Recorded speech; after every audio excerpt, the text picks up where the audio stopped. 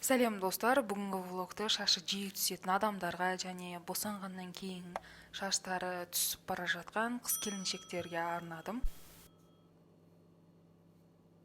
Мен босанғаннан кейін емізетін уақытта шашым уыстап қатты түсетін болды.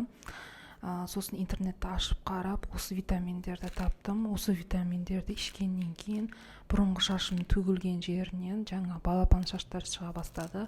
Шашым былай қалындап, жақсы былай жылтырап, әдемі болып тұратын болды. Сіздерге де осыны кеңес беремін. Осы витаминдерді ішіңіздер.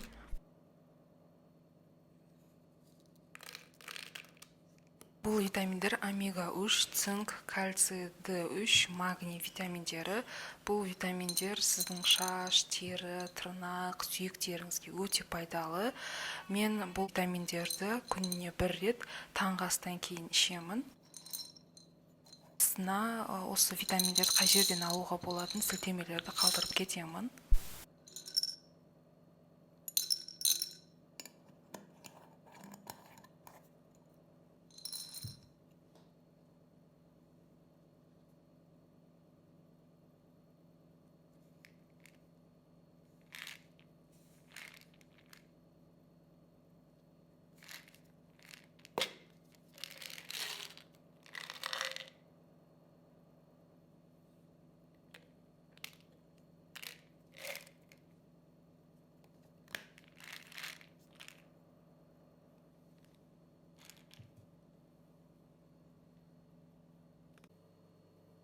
Видео ұнаған болса қолдау білдіріп, каналыма тіркеліп кетіңіздер. Саламат болыңыздар.